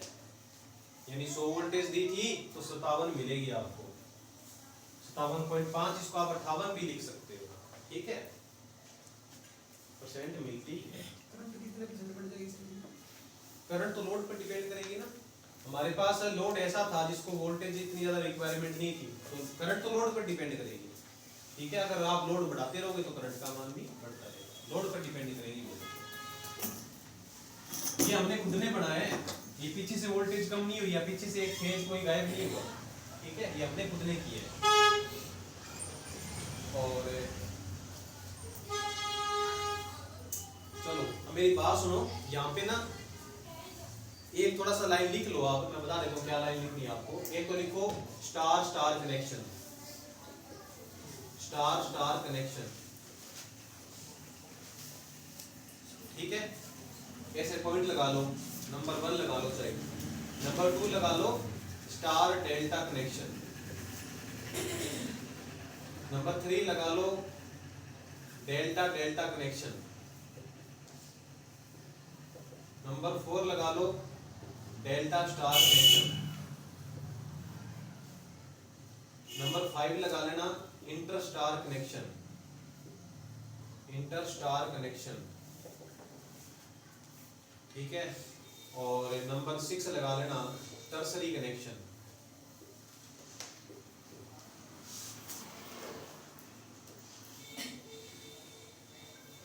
Tertiary connection. और अगर आप नोट्स बना रहे हो अच्छे ढंग से तो इसके लिए एक काम करना, ये सारे लिखने के बाद में पूरा एक पेज छोड़ देना आप, एक पूरा पेज छोड़ देना, क्योंकि आपको बहुत लोगों को पता नहीं है कि स्टार क्या होता है, डेल्टा क्या होता है। ये ट्रांसफार्मर में कनेक्शन हम स्टार डेल्टा के अंदर करते हैं, 3 फेज के जो ट्रांसफार्मर होते हैं ना, उसकी प्राइमरी वाइंडिंग या स्टार में होगी या डेल्टा में होगी, लेकिन पहले आपको समझना पड़ेगा कि स्टार डेल्टा है क्या। तो जब अपने सीख लेंगे तब दोबारा से फिर इसी पेज पर वापस आएंगे और फिर सीखेंगे कि स्टार स्टार कनेक्शन कैसे करते हैं, ठीक है। तो अभी के लिए एक पेज पूरा खाली छोड़ लेना, इसको अपने करेंगे जब स्टार डेल्टा पढ़ लेंगे तब करेंगे, फिर ओनली फेज सिस्टम का लेसन आएगा तब करेंगे, ठीक है। और अब इस लेसन का शायद अंतिम बिंदु होगा, ये देख लेंगे, और भी कोई पॉइंट पड़ा है तो लिख लो, ट्रांसफार्मर का सिंक्रोनाइजेशन।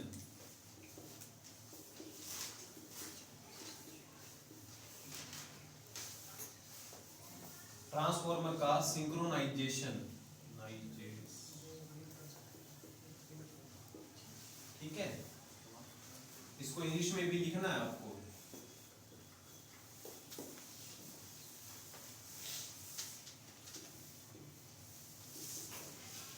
सिंक्रोनाइजेशन या पैरेलल ऑपरेशन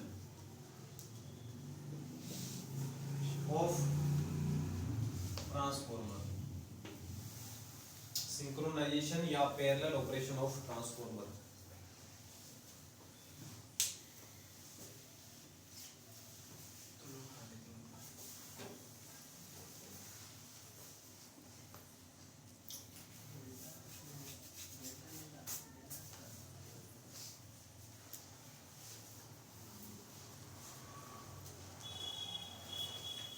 लगा ली हेडिंग सबने?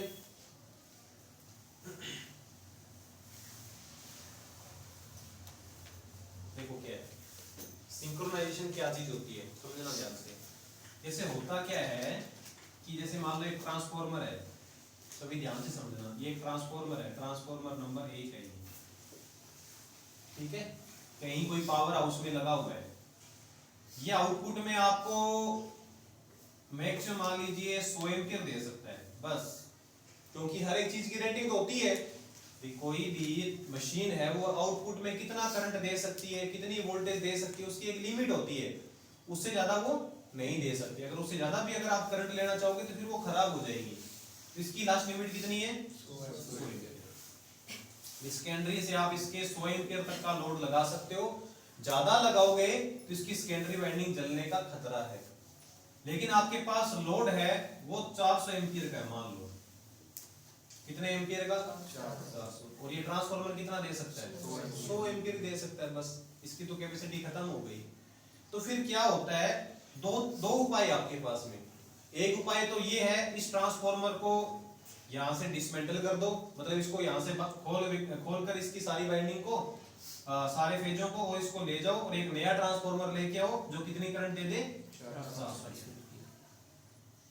या फिर एक उपाय और हो सकता है, ट्रांसफार्मर ये पड़ा रहने दो, एक ट्रांसफार्मर और लेके आओ जो कि मान लो 300 एम्पीयर करंट दे सकता है। कितनी दे सकता है 300 एम्पीयर देने वाला एक ट्रांसफार्मर लेके आए, ये 300 दे सकता है। और इन दोनों को आपस में जोड़ दो। किस क्रम में जोड़ना है, समांतर में जोड़ दो। तो 300 और 100 कितने हो गए 400 एम्पीयर का लोड आप लगा सकते हो। तो या तो ये तरीका है, इस ट्रांसफार्मर को आप ले जाओ, नया ट्रांसफार्मर लेके आओ जो कि 400 देने वाला हो।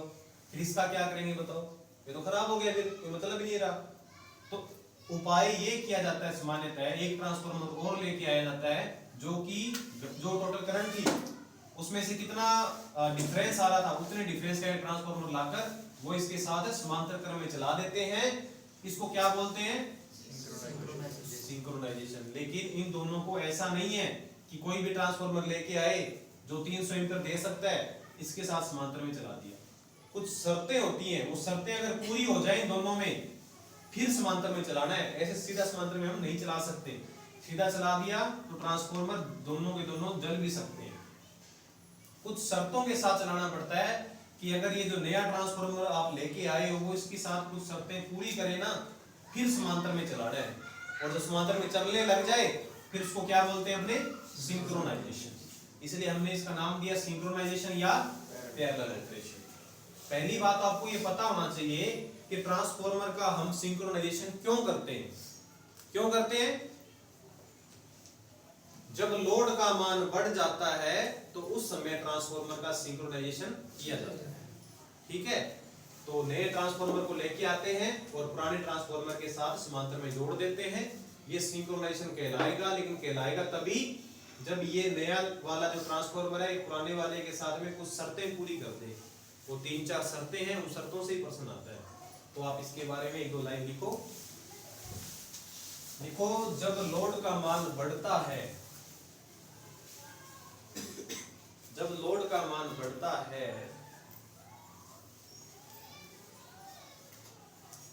तो एक ट्रांसफार्मर के समांतर क्रम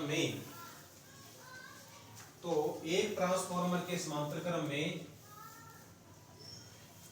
एक या दो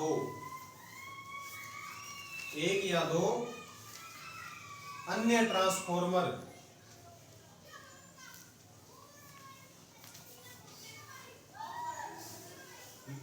कुछ शर्तों के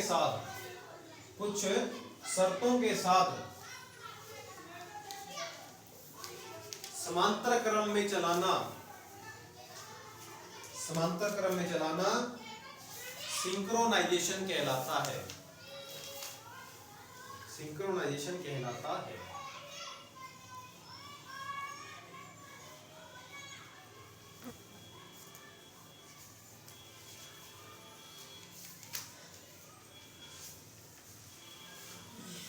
ठीक है, समझ में आ गया सिंक्रोनाइजेशन है क्या। पहले तो आपको पता होना चाहिए क्या चीज सिंक्रोनाइजेशन और क्यों करते हैं अपने। जैसे मैं बताता हूँ, जैसे हमारा जो जीएसएस है ना उसमें पहले क्या था 25 MVA और 25 MVA कि दो ट्रांसफॉर्मर थे, ठीक है, दोनों किस क्रम में चल रहे थे, समांतर में, यानी दोनों क्या थे, सिंक्रोनाइजेशन थे। और बाद में क्या हुआ, ये बात बहुत पहले की है, धीरे धीरे बाद में लोड तो बढ़ता ही है, जैसे पूरे पीली बंगा का लोड बढ़ रहा है, हर साल लोड कुछ ना कुछ बढ़ता है, ठीक है। अब लोड बढ़ेगा तो जो कोई ना कोई सबस्टेशन सप्लाई देगा लोड को, तो यहाँ से धीरे धीरे लोड बढ़ने लगा, तो फिर क्या काम किया गया, इस 25 को उठाकर एक 50 का ट्रांसफॉर्मर लगाया गया, फिर 25 और 50 दोनों समांतर में चलने लगे, फिर लोड का मान और बढ़ गया तो इस 25 को भी हटा दिया, हटाकर इसको एक नया लेके कितने का, 50 का, तो 50 के अब दो समांतर में चल रहे हैं, तो टोटल कितनी पावर मिल रही है, 100 MVA पावर मिल रही है। और शुरू में कितनी मिल रही थी, 25 और 25 50 MVA। इतनी ज्यादा पावर होगी वो उतना ज्यादा करंट देगा, ठीक है, तो ऐसा किया गया है। अब जैसे कि मैंने आपको बताया कि ये 10 MVA का है, ये 50 MVA का है, दोनों समांतर में चल जाएंगे, कोई दिक्कत नहीं है। इन दोनों की कैपेसिटी बराबर होनी जरूरी नहीं है, लेकिन कुछ चीजें बराबर होनी जरूरी है, जो शर्तें अपने लिखा है ना, शर्तें, वो शर्तें बराबर होनी चाहिए। तो आप ऐसा हेडिंग लगाओ, आप सिंक्रोनाइजेशन के लिए आवश्यक शर्तें। शर्तें क्या क्या शर्तें हैं, दो कुछ शर्तें हैं, 3-4 शर्तें पूरी होनी चाहिए। तो सिंक्रोनाइजेशन के लिए आवश्यक शर्तें,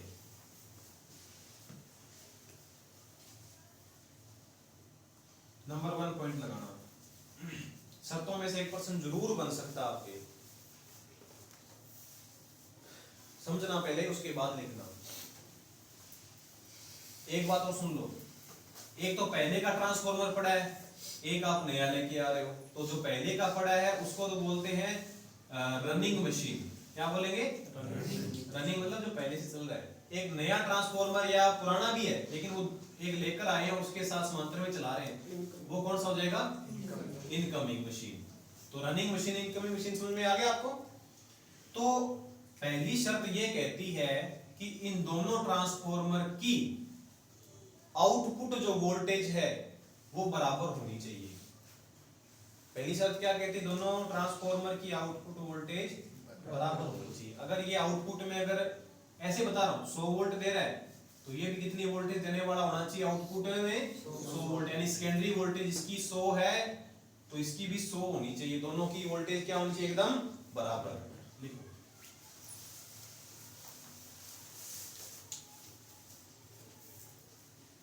रनिंग व इनकमिंग, रनिंग व इनकमिंग दोनों ट्रांसफॉर्मर की आउटपुट वोल्टेज, या आप सेकेंडरी वोल्टेज भी बोल सकते हो, एक ही बात है, आउटपुट वोल्टेज, आउटपुट वोल्टेज बराबर होनी चाहिए। अगर बराबर नहीं है तो फिर नहीं जोड़ सकते समांतर में। तो पहले देखा जाता है बराबर वाला लेके आ रहे हैं, कोई कम ज्यादा वाला तो नहीं है। आउटपुट वोल्टेज क्या होनी चाहिए, बराबर होनी चाहिए। क्योंकि आपने सीखा भी है, पैरेलल में अगर कोई भी प्रतिरोध को या कोई भी लोड को जोड़ते हो तो वोल्टेज दोनों पर क्या आती है, बराबर। आपसे प्रश्न पूछ लिया जाए कि सिंक्रोनाइजेशन में क्या बढ़ता है, आउटपुट में क्या बढ़ती है, बढ़ता है वोल्टेज, वोल्टेज बढ़ती है क्या, वोल्टेज तो नहीं बढ़ती। वोल्टेज अगर पहले वाला 100 दे रहा था ना, आपने 2 ट्रांसफार्मर और लेके आ गए, ठीक है, वो भी 100 वोल्ट देने वाले हैं, और प्रश्न पूछ लिया जाए कि अब आउटपुट में कितनी वोल्टेज मिलेगी, तो कितनी मिलेगी, 100 ही मिलेगी। वोल्टेज नहीं बढ़ती, क्या बढ़ जाती, समांतर में जोड़ने से धारा बढ़ जाती, ठीक है।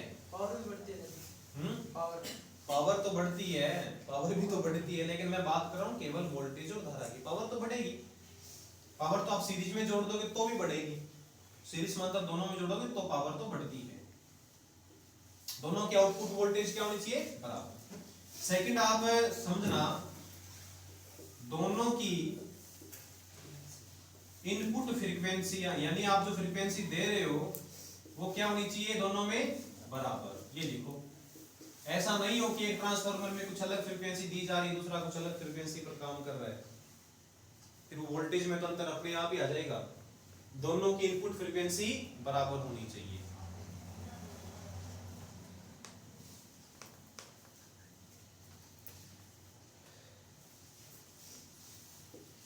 तीसरा लिखना,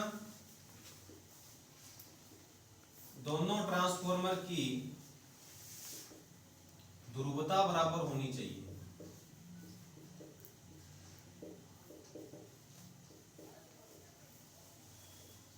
दोनों ट्रांसफॉर्मर की ध्रुवता बराबर होनी चाहिए।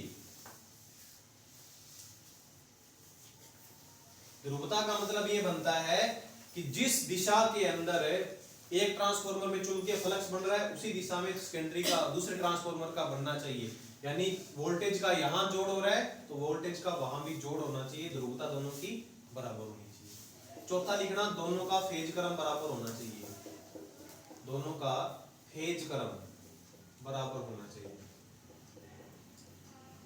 दोनों का फेज क्रम बराबर होना चाहिए। अगर एक आरवाईबी दे रहे हो दूसरे को भी आरवाईबी देना है, उल्टा नहीं देना, वरना दोनों के दोनों शॉर्ट सर्किट हो जाएंगे। दोनों का फेज क्रम बराबर होना चाहिए। पांचवा लिखो, पांचवी सर, दोनों ट्रांसफॉर्मर का प्रति इकाई इंपीडेंस बराबर होना चाहिए। दोनों ट्रांसफॉर्मर का प्रति इकाई पर यूनिट इंपीडेंस बराबर होना चाहिए।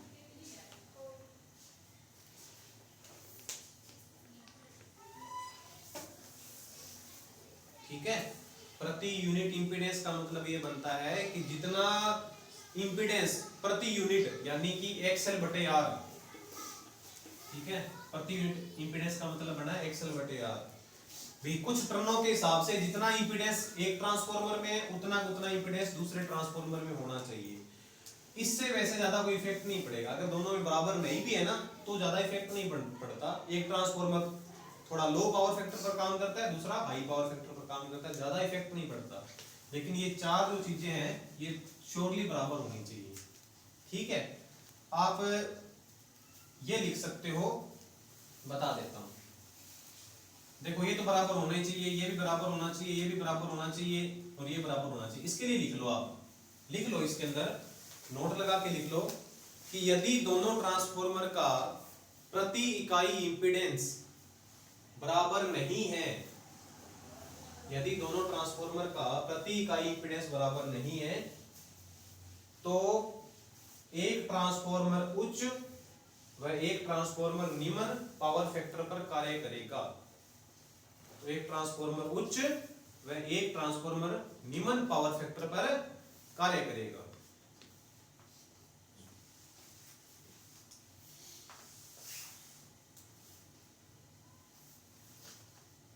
ठीक है, एक तो हाई पावर फैक्टर पर काम करेगा, एक लो पावर फैक्टर पर काम करेगा।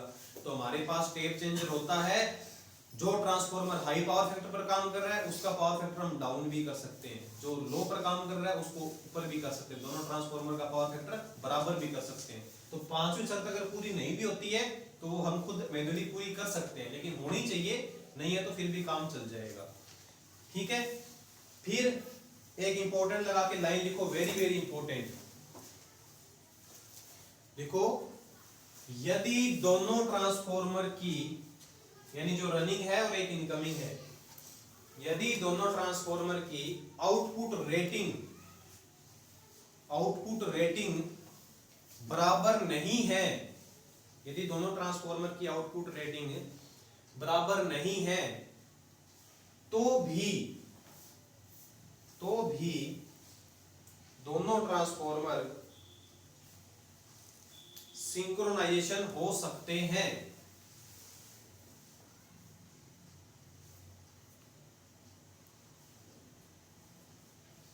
ठीक है, दोनों की पावर बराबर होना जरूरी नहीं है, छोटा बड़ा ट्रांसफॉर्मर हो सकता है, लेकिन जो बाकी जो 5 शर्तें लिखाई है ये पूरी होनी चाहिए। एक के भी हो चाहिए, एक एम भी हो। हाँ, कोई दिक्कत वाली बात नहीं, लेकिन आउटपुट वोल्टेज बराबर नहीं हो पाएगी उनकी। ठीक है, फिर एक इंपॉर्टेंट लगा के और लाइन लिखो, यदि आउटपुट में वोल्टेज का मान बढ़ाना है, यदि आउटपुट में वोल्टेज का मान बढ़ाना है तो इन ट्रांसफॉर्मर को उपरोक्त शर्तों के साथ, तो इन ट्रांसफॉर्मर को उपरोक्त यानी जो 5 शर्तें लिखाई उनकी बात कर रहे हैं, उपरोक्त शर्तों के अनुसार सीरीज क्रम में जोड़ा जाएगा। ठीक है, वोल्टेज बढ़ानी है तो किस क्रम में जोड़ेंगे? सीरीज में। लेकिन हमें तो लोड बढ़ाना, करंट बढ़ानी होती है तो हम समांतर में जोड़ रहे हैं। तो एक पैरेलल ऑपरेशन का आप एक डायग्राम बना लो। देखो ये 3 फेज हमारे पास सप्लाई है, ये 3 फेज की बस बार है। आप पैरेलल ऑपरेशन का एक डायग्राम बनाओगे, ठीक है, 3 फेज की बस बार, ठीक है। ये ट्रांसफॉर्मर है। ट्रांसफॉर्मर का सिंबल पता है क्या आपको? ट्रांसफॉर्मर का सिंबल ऐसा होता है, ठीक है ना, थोड़ा याद रखना। एक ट्रांसफॉर्मर ये है, एक ट्रांसफॉर्मर ये है। आप सिंबल सारे के सारे याद कर लेना। मैं देखता हूँ आज ग्रुप के अंदर ना सिंबलों वाला जितने भी सिंबल है इलेक्ट्रिकल, वो सारे के सारे एक पीडीएफ बनाकर भेजूंगा, तो वो आप याद करना सिंबल, ठीक है। अब 3 फेज का है तो सिंगल फेज का बनाया, ऐसा बना लिया क्या है ना, बनाना मत एक बार, क्योंकि 3 ये सिंगल लाइन है, तो आप 3 फेज का बनाना चाहते हो तो ट्रांसफॉर्मर सीधा 1, फिर ट्रांसफॉर्मर नंबर 2। देखो 3 फेज ये रहे, 3 फेज ये रहे। पहले नंबर फेज को यदि आपने आर से जोड़ा है तो दूसरे ट्रांसफॉर्मर का जो पहला फेज है वो भी आर से जोड़ना चाहिए। ये वाई से जुड़ा है तो ये भी वाई से जुड़ेगा, ये बी से जुड़ा है तो सेम फेज से जोड़ने हैं। ये दोनों का पैरेलल ऑपरेशन हो गया। और आउटपुट में जो 3 फेज है इसके भी 3 फेज हैं, ठीक है। और क्या काम करना है, एक बस बार और बनानी है आपको जो कि आर वाई बी फेज की होगी। आर वाई बी, ये आर था, आर से जोड़ दो, ये वाई था, वाई से जोड़ दो, और ये बी से जोड़ दो। आर वाई और बी, ये हो गया दोनों ट्रांसफॉर्मर का पैरेलल ऑपरेशन। कैसे जोड़े जाते हैं, हालांकि बीच में ब्रेकर वगैरह भी होती हैं, सीटियां वगैरह भी होती हैं, तो वो हमने नहीं पढ़ाया। यहाँ भी ब्रेकर होता है, सीटी होती है। ये भी 3 फेज की बस बार है, ये भी 3 फेज की बस बार। आगे हम इससे कोई लोड जोड़ देंगे 3 फेज का।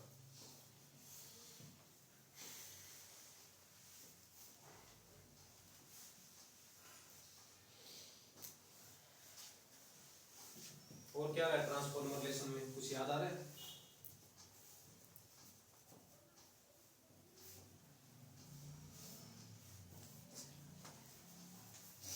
बस हो गया लेसन तो कंप्लीट है ना। वो जो स्टार स्टार स्टार डेल्टा वाले जो कनेक्शन रहेंगे ना, वो अपने दोबारा नोट कराएंगे। जो अपने स्टार वाला डेल्टा वाला जो चैप्टर है वो कंप्लीट कर लेंगे, तब दोबारा पढ़ेंगे। अभी सिखाऊंगा, आपको पता ही नहीं चलेगा कि है क्या स्टार डेल्टा, वो तो बहुत विस्तार से सीखना पड़ेगा, ठीक है। तो ये लेसन हो गया खत्म। कल अपने करेंगे सेक्टर 3 फेज मोटर करेंगे, ठीक है। संपर्क टेस्ट आयरन लॉस क्या करते हैं?